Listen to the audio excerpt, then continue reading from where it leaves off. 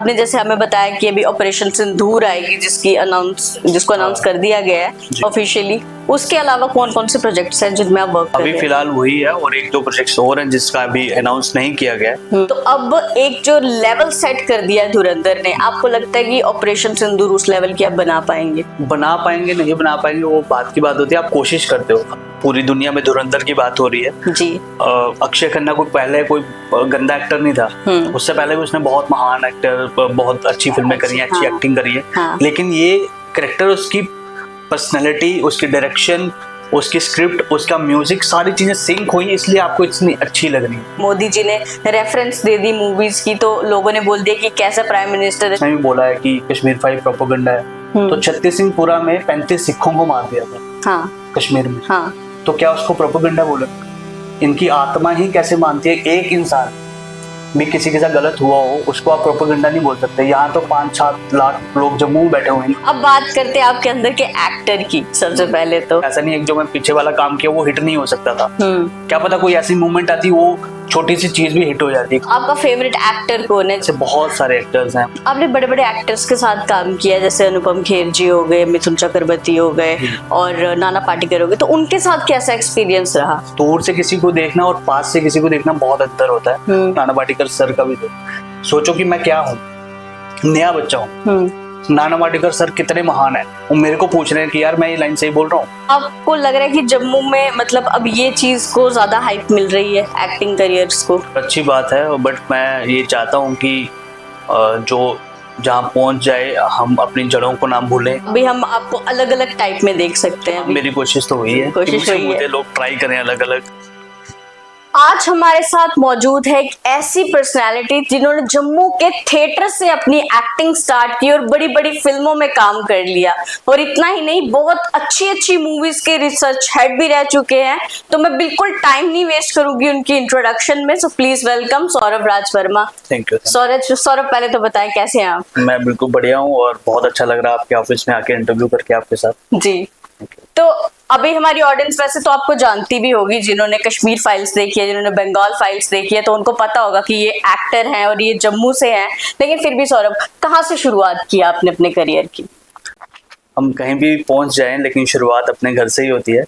तो मेरी शुरुआत भी जम्मू से ही हुई है, जम्मू थिएटर से हुई है। जो भी आज थोड़ा बहुत नाम है या काम है या इज्जत है वो आई थिंक बेस उसका जम्मू से ही है। तो जम्मू ने ही जो किया है मेरी जिंदगी में, जो चेंजेस आए हैं जम्मू थिएटर की वजह से ही आए जी। आज अगर मैं आपके सामने बैठा हूँ, आपके साथ बात कर रहा हूँ, आपने मुझे इनवाइट किया है, वो सिर्फ जम्मू थिएटर की वजह से ही किया है।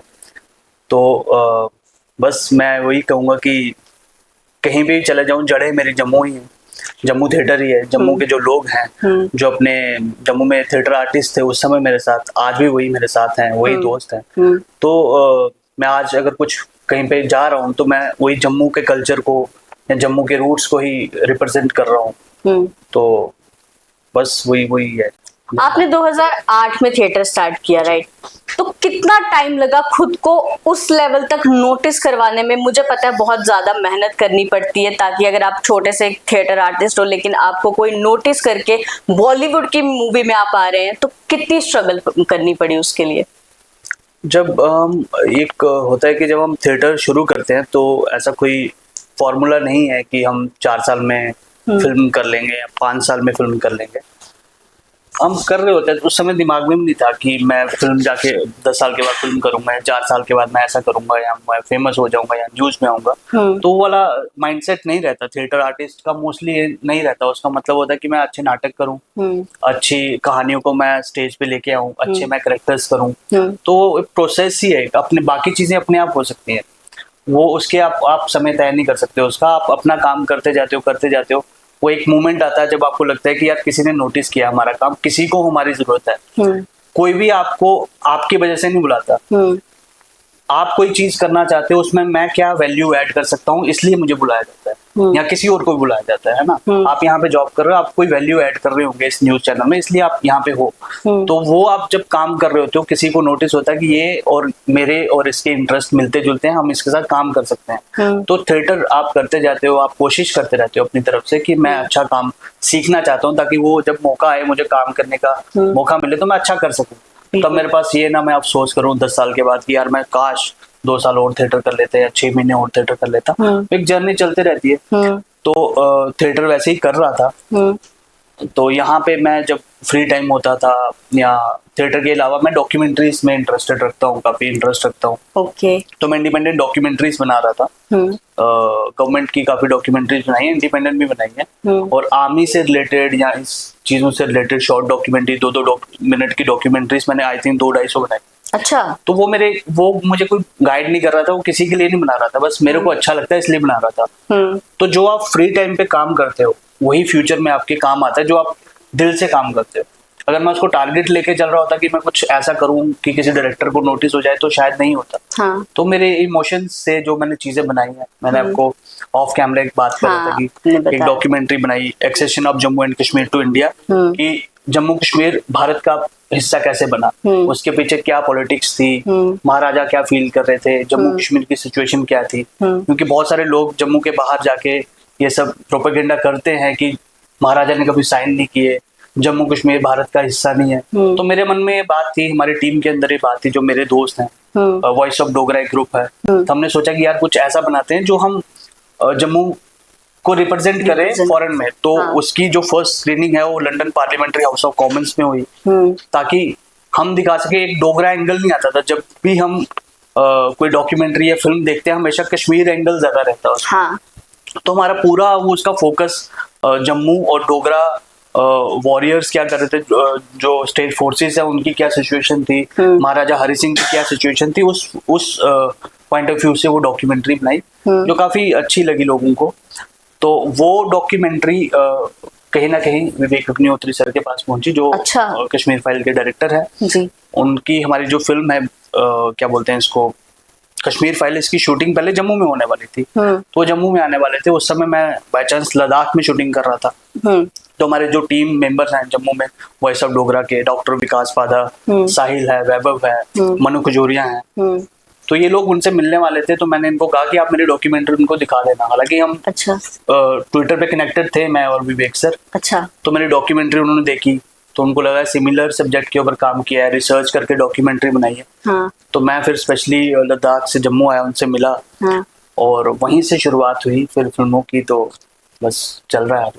तो कैसा लगा, मतलब पहले जब ये पता चला कि मेरे को इस मूवी में ऑफर मिला है, तो फर्स्ट फीलिंग क्या थी वो अंदर की? फीलिंग उसको लगा कि मेरा थिएटर से अभी तक का जितना भी हार्ड वर्क था उसने पे ऑफ कर दिया? पे ऑफ तो पता नहीं हुआ कि नहीं हुआ, बट कोशिश ही है एक, अभी भी कोशिश वही चल रही है कि अभी भी बेहतर काम करना है। कुछ मैं अपने आप को ये नहीं बोल सकता हूँ कि मैंने कुछ बड़ा अचीव कर लिया है। वो एक जर्नी का एक छोटा सा हिस्सा है, एक दौर है। तो बड़ा अच्छा लगा था। और सबसे अच्छी बात मुझे ये लगी थी अच्छी, कि कोई डायरेक्टर जम्मू में आके फिल्म शूट करना चाहता है, तो जम्मू के आर्टिस्ट को अप्रोच किया है। तो उसके बाद क्या हुआ कि शूटिंग होने वाली थी जम्मू में, तो मैं उनका जम्मू का कोऑर्डिनेट कर रहा था सारा। परमिशंस लेना या यहाँ के लोकल चीजें जो मैनेज करना था वो मैं कर रहा था। उसके बीच में कोविड आ गया, तो कोविड के चक्कर में वो 4-5 महीने तो ऐसे ही डिले हो गया। हाँ। और मेरा उनके साथ कोई ऐसा पर्सनल कनेक्शन नहीं है कि मेरे को वो कहीं और बुलाए। तो फिल्म की शूटिंग बाद में शिफ्ट होगी वहां पे उत्तराखंड में। हाँ। उत्तराखंड में शिफ्ट होगी। तो आपके अंदर जो होप है वो मर जाती है। उसके बाद लगा कि आपको लग रहा था कि जम्मू में शूटिंग होगी, मेरे को काम मिलेगा, मेरे दोस्तों को काम मिलेगा, अपना जम्मू हाईलाइट होगा, जम्मू में शूटिंग होगी। मेरे लिए वही बहुत बड़ी बात थी। एक्टिंग वैक्टिंग तो दूर की बात है, लेकिन प्रेजेंस ऑफ माइंड मैं आपको तब बताता हूँ कि मेरे को ये पता चला कि ये कश्मीर फाइल एक फिल्म है, इसका सब्जेक्ट ये है। और कोविड के दौरान मैंने क्या किया, मैंने अपनी लुक चेंज कर ली पूरी। अच्छा। बाल जो बढ़ा लिए, दाढ़ी बढ़ा ली। मुझे लग रहा था कि शायद मैं उनको एक्टर तो बताया नहीं अभी कि मैं एक्टिंग करता हूँ। अगर मैं उनके साथ रिसर्च के लिए बात हुई है तो रिसर्च ही करूंगा। तो आप 4 चीजें नहीं बताना चाहता था कि मैं प्रोफेशनलिज्म नहीं लगता कि मैं सर ये भी करता हूँ, मैं ये भी करता हूँ, मैं ये भी कर लूंगा, वो भी कर लूंगा। उन्होंने जो मेरे को काम दिया, जितना काम दिया कि जम्मू में शूटिंग करनी, परमिशन ले लो, तो आप जम्मू का मैनेज करना, तो मैंने उतना ही अपने आप को प्रेजेंट किया था कि मैं कर लूंगा ये काम। तो बट मेरे को ये पता था कि ऐसी फिल्में होती हैं, कहीं ना कहीं कुछ ना कुछ निकल आता है छोटा मोटा। तो मैंने लुक चेंज कर ली थी। बट फिल्म की शूटिंग की शिफ्ट होगी तो मुझे लगा अब कौन बुलाएगा, मेरी कोई पर्सनल रिलेशंस तो है नहीं, ना ही मेरा कोई बड़ा नाम है, मुझे कोई क्यों बुलाएगा। बट आई थिंक उन्होंने काम देखा था उन्होंने उसकी रिस्पेक्ट करी। उन्होंने उसके बावजूद उन्होंने मुझे वहाँ उनके प्रोडक्शन से कॉल आया कि एक लास्ट जॉब बची फिल्म सेट पे, एक लास्ट जॉब होती है डायरेक्शन टीम में, क्लैप बॉय। अच्छा। तो अगर आप ये करना चाहते हो तो आप आ सकते हो, सर ने, विवेक अग्निहोत्री सर ने रिकमेंड किया आपका नाम। मैंने कहा मैं खुशी खुशी करूंगा। तो यहाँ से फिर सामान भी चाहिए था कुछ जम्मू से, जैसे ऑथेंटिक चीजें होती है, कांगड़ी, जो उन्होंने वो कश्मीर का पूरा लुक कश्मीर देना को जो लुक देना था, पर्दे हो गए जो कश्मीरी स्टाइल के, तो वो सब मैं यहाँ से लेकर गया, सेट पे पहुंचा और वहाँ पे सर ने मुझे बड़े अच्छे से इंट्रोड्यूस करवाया अपनी टीम के साथ कि ये लड़का शायद लास्ट जॉब करने आया, लेकिन ये बड़ा सिंसियर लड़का है, इसने डॉक्यूमेंट्रीज बनाई है, आप इसको ये जस्ट ऐसे इंटर्न की तरह मत समझिए, तो ये लड़का बड़ा अच्छा है। मगर 2-3 दिन शूट सेट पे काम करने के बाद पूरी टीम को लगा, सर को लगा कि ये अच्छा कर रहा है, तो उन्होंने मुझे क्लैप बॉय से 3rd असिस्टेंट डायरेक्टर की जॉब दे दी। अच्छा, 2-3 दिन में? हाँ जी। तो फिर एक छोटा सा ऑडिशन हुआ कि एक छोटा सा कैरेक्टर है, आना है, उसने गोली मारनी और चले जाना है। तो वो ऑडिशन हुआ, वो अच्छा लगा। और जिस दिन वो शूट होना था, वो पहला जो टेक है फर्स्ट शॉट पे ही ओके हो गया। हाँ। तो पहले फर्स्ट टेक हो गया ओके। तो हालांकि अलग अलग टेक्स होते ही हैं बाद में, बट फर्स्ट जो पहली बार अब आते हो एक एंगल में लगा, तो फर्स्ट टेक ओके हो गया था। तो वहां पे उन लोगों को लगा कि यार ये लड़का अच्छा कर रहा है कुछ। तो वो सीन खत्म हुआ, उसके बाद मुझे जो उनकी वाइफ है पल्लवी जोशी, प्रोड्यूसर भी है मैडम पल्लवी मैम, और विवेक अग्निहोत्री सर ने अपने रूम पे बुलाया कि तुमने क्या किया हुआ है, पहले मुझे बताओ कि तुम ऐसे सीन कैसे कर सकते हो, आके एकदम से तुमने सीन किया, इतना अच्छा किया, कैसे किया ये। तो तब उससे पहले मैंने आपको बताया, मैंने ज्यादा नहीं बोला था कि मैं एक्टर भी हूँ। आपने थिएटर का मेंशन नहीं किया था, तो ज्यादा मैं नहीं बताना चाहता, जो मेरी जॉब है वो उसी में लॉयल रहना चाहता था। तो उन्होंने जब देखा कि अच्छा हुआ है, तो उन्होंने पूरी फिल्म में ही वो कैरेक्टर मेरा डाल दिया। तो फिर शुरू से लेके एंड तक वो कैरेक्टर है।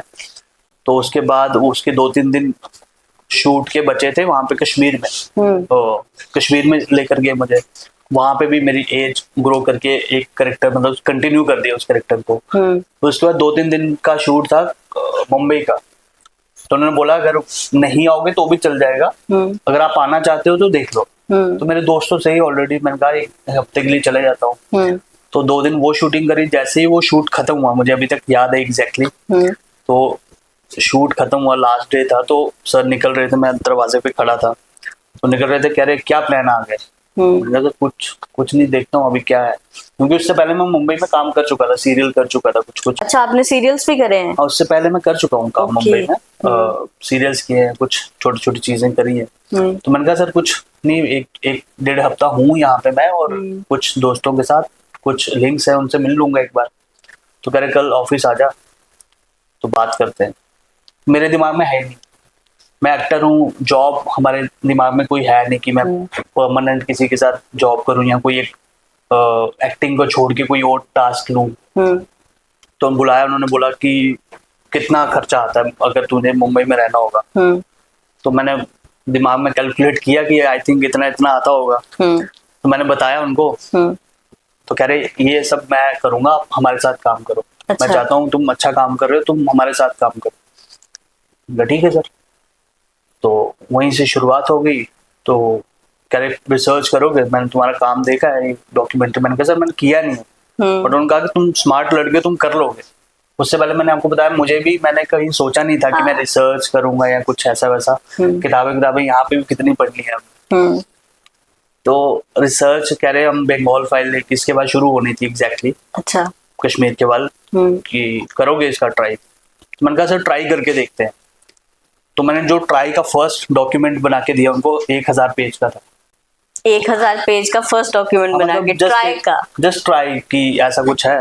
तो उन्होंने बोला भाई तुमने क्या बना दिया, मेरे लैपटॉप में खुल नहीं रहा है। अच्छा। तो वो ट्रैवल कर रहे थे, वापिस आए, उन्होंने देखा। और मैंने फर्स्ट टाइम जिंदगी में तब प्रेजेंटेशन दी थी, पीपीटी मैंने फर्स्ट टाइम बनाई थी। उससे पहले मेरा कोई काम नहीं था उससे रिलेटेड। अच्छा। तो ऑफिस के ही हमारे लोग थे, तो उन्होंने तालियां बजाई सर ने खड़े होकर कि मैंने ऐसी प्रेजेंटेशन देखी नहीं कभी रिसर्च को लेके, कि पूरे मैंने उसका ट्री बनाया था कि ये कैरेक्टर है, इसका ये बेटा है, इसका ये है, वैसा वैसा वैसा, कि जो नर्सरी क्लास का बच्चा भी हो उसको भी वो चीज समझ आ जाए। तो रिसर्च का मेरा पैटर्न यही रहता है कि ए फॉर एप्पल, एक थ्योरी है मेरी, कि ए फॉर एप्पल की तरह वो रिसर्च आपको समझ आनी चाहिए, चाहे जितनी मर्जी कॉम्प्लिकेटेड है। कि जो टीम काम कर रही है उनको समझ तो आए। हाँ। मैं क्या फील कर रहा हूँ, कितनी किताबें पढ़ रहा हूँ, इंटेलेक्चुअल, वो सारी चीजों का सार निकाल के मुझे आसान करके देनी है उनको चीजें। तो वो शुरू हुआ। उसके बाद तो हमने बहुत सारा रिसर्च किया। बंगाल फाइल का हमारा जो समरी है पूरे, अगर डॉक्यूमेंट का देखूं, 18,000 पेज थे। अच्छा।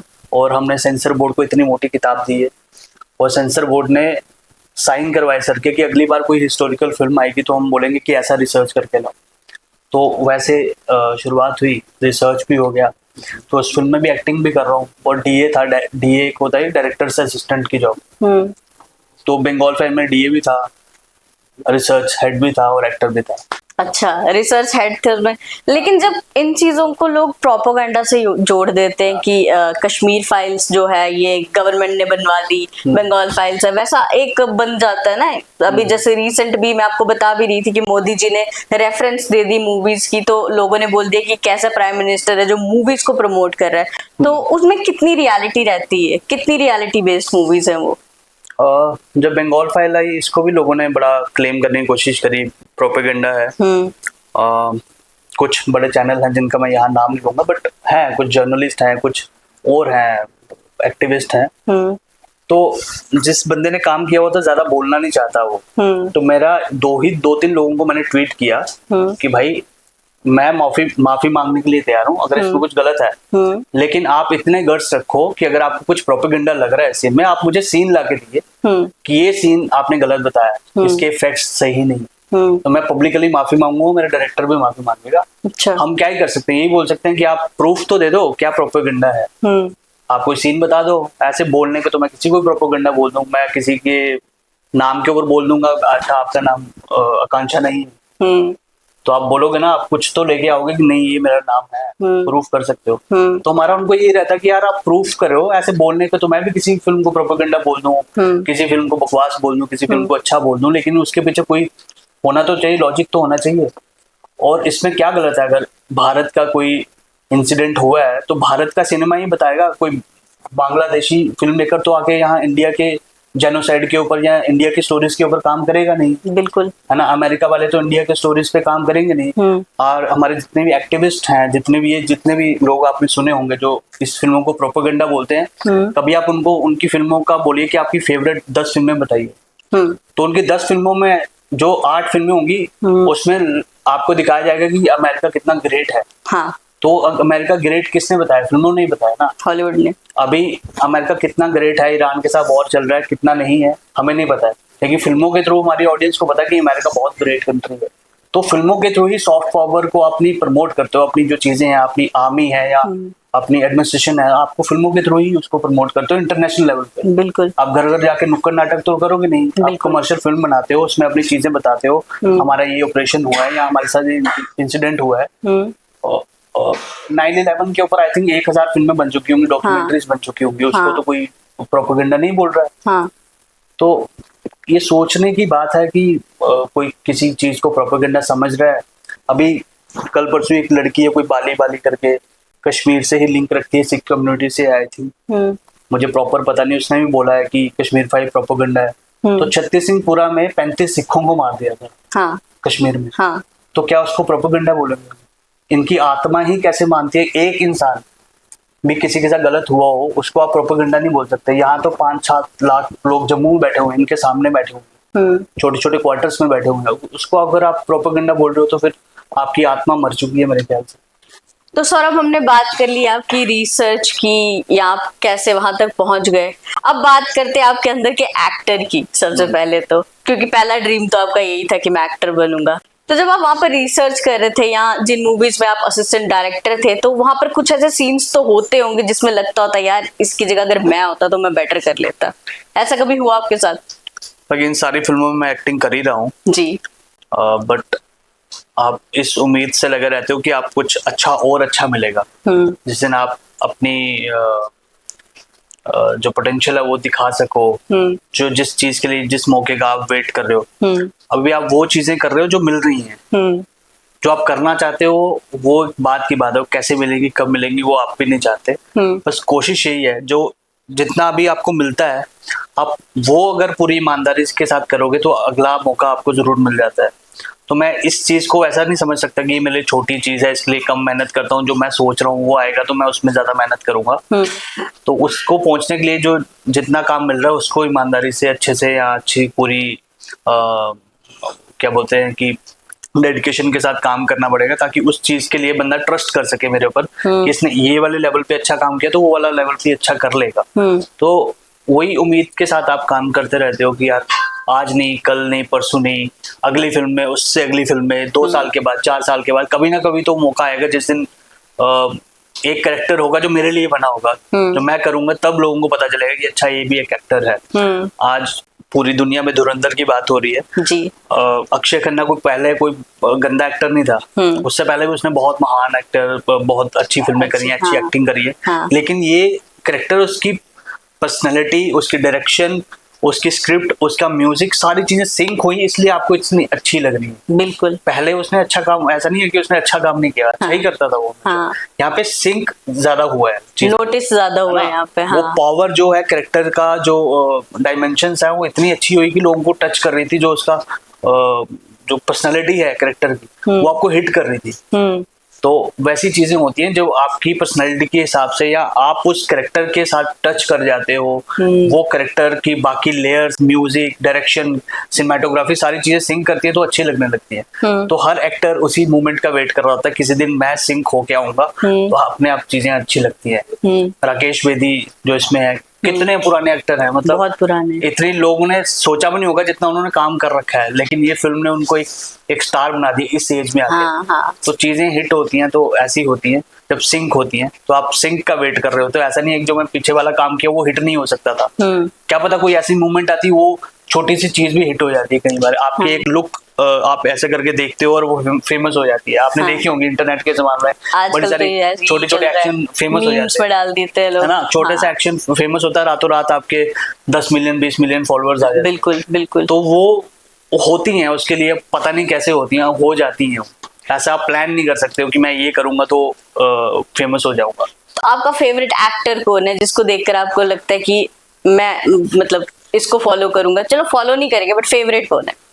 जो एक्टर्स होते हैं, जैसे हम लोग हैं, हम ऐसा नहीं देखते कि ये मेरा फेवरेट एक्टर है। जब मैं एक्टर नहीं था तो उस समय ऐसा बोलते थे कि अजय देवगन मेरा फेवरेट होते थे, अक्षय कुमार, क्योंकि एथलेटिक जो उनका वो मुझे अच्छा लगता था। बट इस स्टेज पे जब आप एक्टर होते हो, जब आप डायरेक्शन फील्ड में हो, जब आप ये चीजें कर रहे हो, आप परफॉर्मेंसेस देखते हो, बिल्कुल, है ना। मुझे राकेश बेदी जी की इसमें परफॉर्मेंस अच्छी लगी, मुझे अनुपम खेर सर की कश्मीर फाइल में परफॉर्मेंस लगी थी अच्छी, है ना। मुझे अक्षय कुमार की इसमें कुछ फिल्मों में परफॉर्मेंस अच्छी लग सकती है। मेरे फेवरेट वो एक्टर भी होते हैं जिनसे, जैसे आपने पंचायत देखी, दुर्गेश कुमार है, उनको मैं जानता हूँ, काफी सालों से काम कर रहे हैं, लोगों ने उनको पहचाना अभी आके कि देख रहा है विनोद, है ना। तो उसकी परफॉर्मेंस देखो उसमें कितनी अच्छी है। प्रहलाद चा उसमें एक कैरेक्टर है, वो कितनी परफॉर्मेंसेस अच्छी लगती है। अभी हम परफॉर्मेंस देखते हैं, यार ये परफॉर्मेंस इतनी अच्छी कैसे, इसने इस कैरेक्टर को कैसे अप्रोच किया होगा, मैं इससे क्या सीख सकता हूँ, तो हम वैसा देखते हैं। अभी ऐसे एक्टर, बहुत अच्छे एक्टर हैं, अभी बहुत अच्छे काम कर रहे हैं, अच्छे अच्छे एक्टर्स हैं।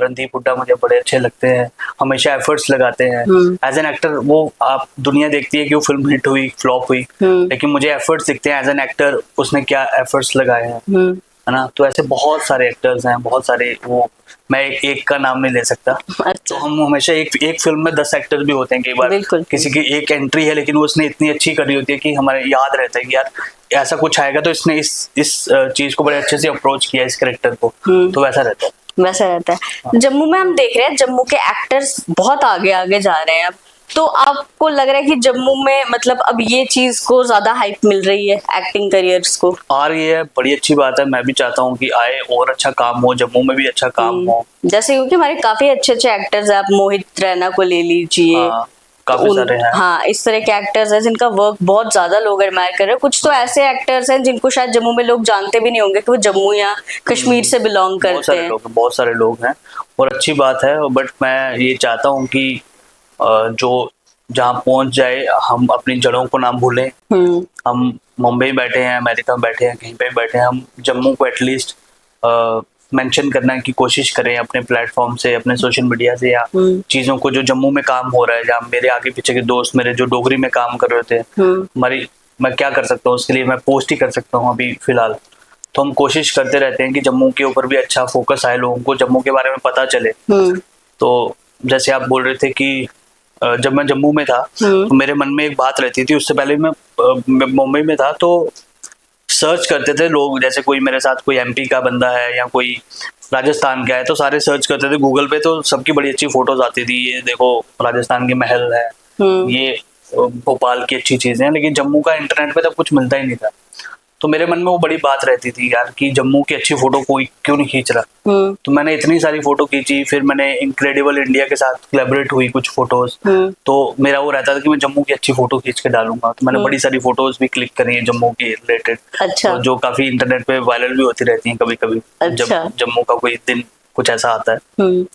तो कोशिश रहती है कि बेशक वहां पे हूँ, वहां पे जा रहे हैं, काम कर रहे हैं, बट जम्मू हमेशा मन में रहता है कि यार जम्मू की बात करनी है, और आगे फ्यूचर में जाके जम्मू से रिलेटेड भी काम करना है, या अपनी फिल्मों में जो अभी हम फिल्म कर रहे हैं चाहे वो हिंदी फिल्म है उसमें जम्मू को कैसे कनेक्ट करवा सकें, उसकी कोशिश रहती है। होना ना होना बात की बात है, आप अपनी तरफ से कोशिश करते हो। आगे फ्यूचर में भी यही प्लान है कि जम्मू के रिलेटेड भी कुछ काम करना है, अच्छे कुछ प्लान्स हैं जो अभी डिस्कस करके तो कोई फायदा नहीं, जब हो जाए तो पाइपलाइन में है अभी।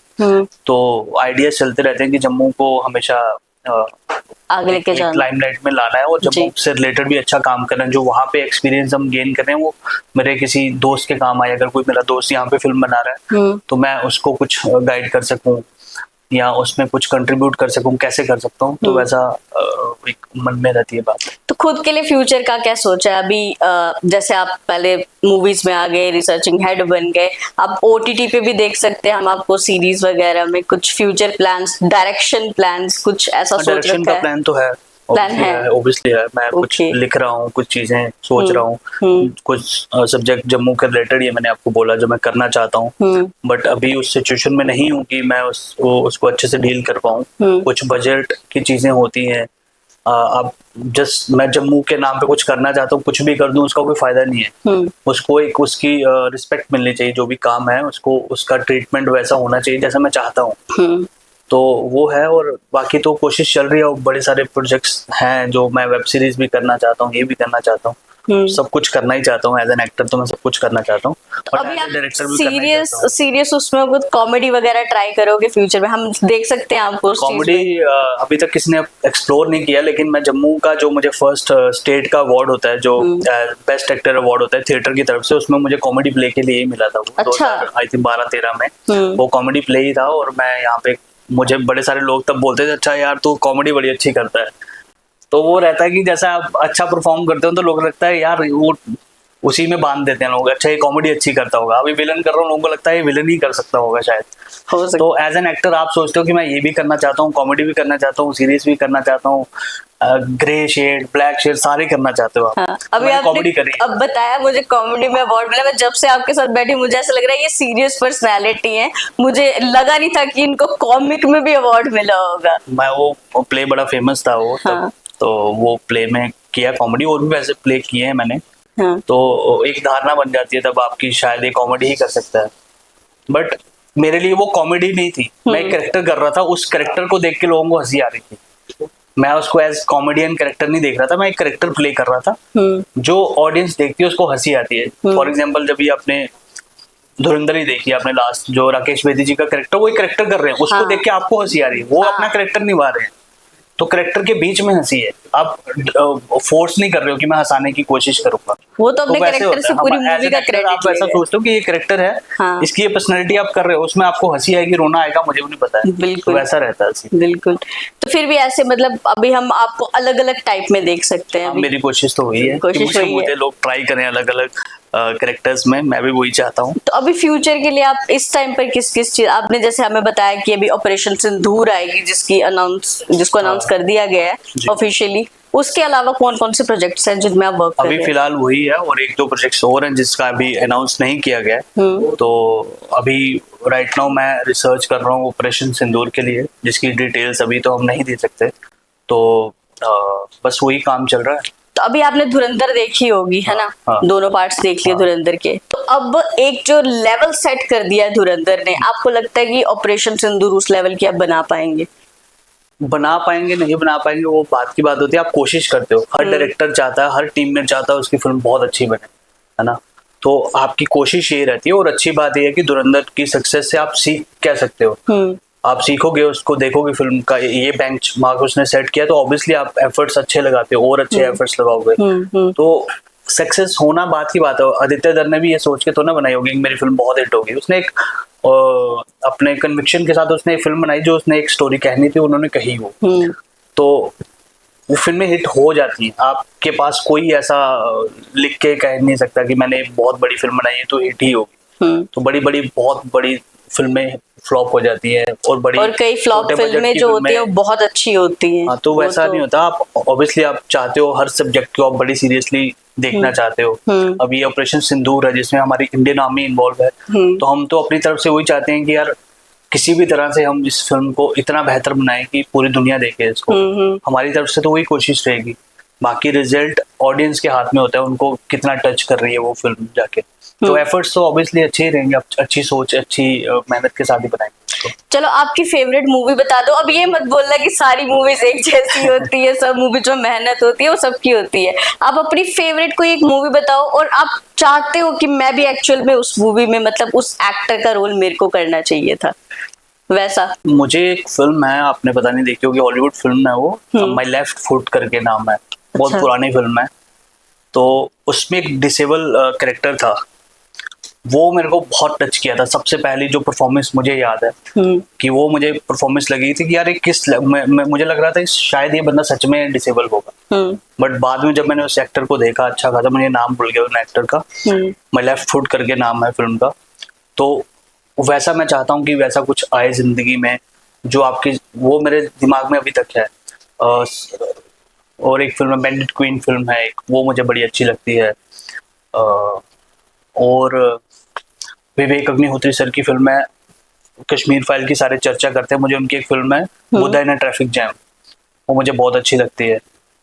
अभी धुरंधर, उड़ी मुझे अच्छी लगी थी आदित्य दर की, ऐसे बड़ी सारी फिल्में।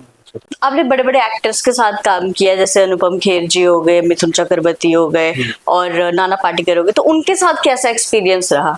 बहुत अच्छा एक्सपीरियंस होता है जब आप इतने महान लोगों के साथ काम करते हो। एक कॉन्फिडेंस आपके अंदर ये आता है जब आप अपने सामने चीजें होते देख सकते हो, तो फिर आपको लगता है आप पर्दे पे चीज देख रहे हो, अलग फील है। जब आप होते हुए सामने देखते हो, आपके हाथ में स्क्रिप्ट है, आपके सामने एक एक्टर परफॉर्म कर रहा है, वो लाइन भूलेंगे भी, कभी लाइन इधर उधर भी होगी, आप करेक्ट करवाते हो साथ में जाके एज एन असिस्टेंट डायरेक्टर, तो आपको लगता है कि अगर ये इंसान कर सकता है, इसकी इतनी बड़ी जर्नी हुई है, तो हम भी शायद बन सकते हैं।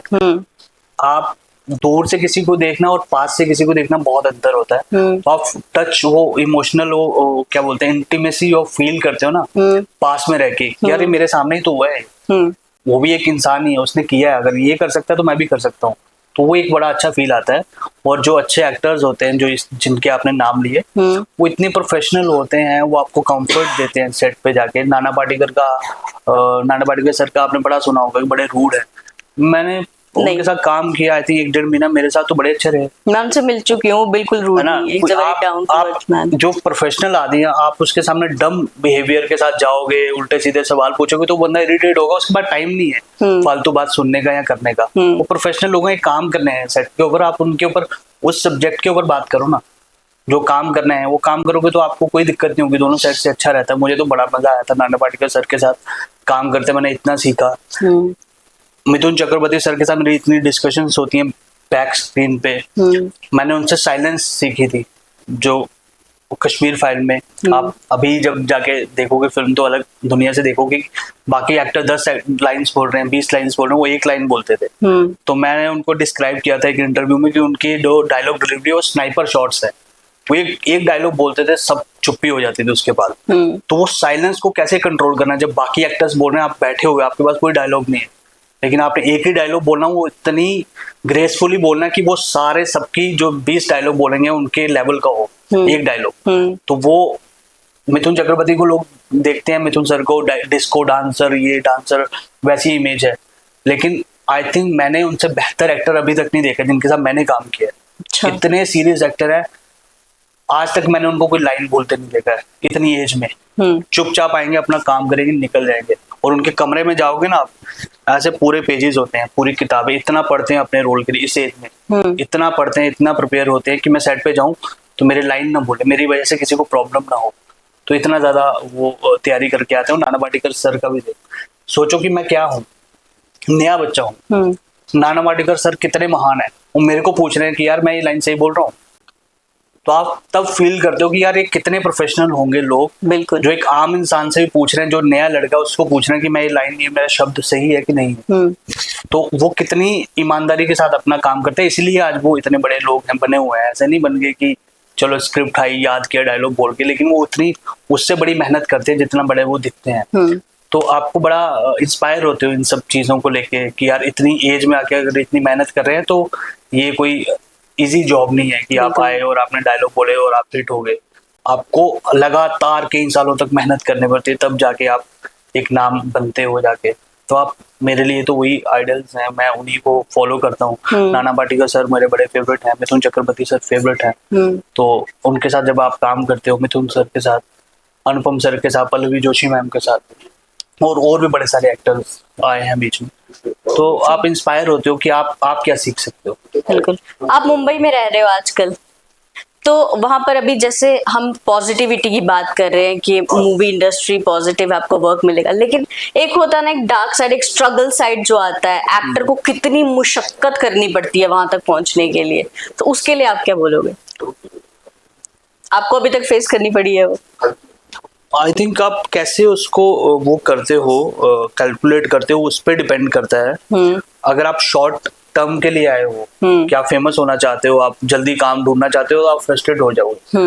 आप प्रोसेस को फॉलो नहीं करोगे तो आप फ्रस्ट्रेट हो जाओगे। ये फिल्म इंडस्ट्री, मैं आपको बोला कि बड़े से बड़ा आप 10 करोड़ लगा के भी नहीं कह सकते कि मेरी फिल्म हिट होगी। और चांस कब मिलेगा, फिर कब होगा। मेरे सामने फिल्में बन रही है, इसका मतलब ये नहीं है कि मेरे को रोल मिल जाएगा। तो आपको बड़े पेशेंस की ये गेम है, आपको दिमाग सही रखना पड़ता है। जो अपनी जड़ें हैं उसको भूलना नहीं होता। अगर आप, आज मैं मुंबई में हूँ, मैं जम्मू को नहीं बोला हूँ, मैंने मुंबई में काम कर रहा हूँ एक प्रोफेशनल के तौर पे। मैं मुंबईया बनने की कोशिश नहीं कर रहा हूँ। मैं एक्टर हूँ, मैं एक्टर की कोशिश कर रहा हूँ। एक्टिंग जो मेरा एक प्रोसेस है। बड़े सारे लोग क्या होते हैं, कहीं पे जाते हैं, जो वो होते नहीं है वो बनने की कोशिश करते हैं। मैं वहां पे जाके जैसा मेरा नेचर है, अगर मैं नेचर के अगेंस्ट जाऊंगा, फ्रस्ट्रेट हो जाऊंगा, पागल हो जाऊंगा। मैं उनके साथ मैं सोचूंगा यार मैं क्लबिंग क्यों नहीं कर पा रहा हूँ, यार बाकी देखो यार कितना मजे कर रहे हैं, मैं तो नहीं कर पा रहा हूँ। मेरा वो नेचर ही नहीं है। मैं ऐसे माइंडसेट के लोगों के साथ compete करने की कोशिश कर रहा हूँ जो मेरा माइंडसेट है नहीं। तो मैं कुछ और बनने की कोशिश करूंगा अपने आप को छोड़ के, तो आप फ्रस्ट्रेट हो जाते हो। तो जो आप हो अपने ट्रू सेल्फ के साथ रहो, उसमें मेहनत करो और आप अच्छे ही रहते हो। मेरे ख्याल से दिमाग सही रहता है उससे।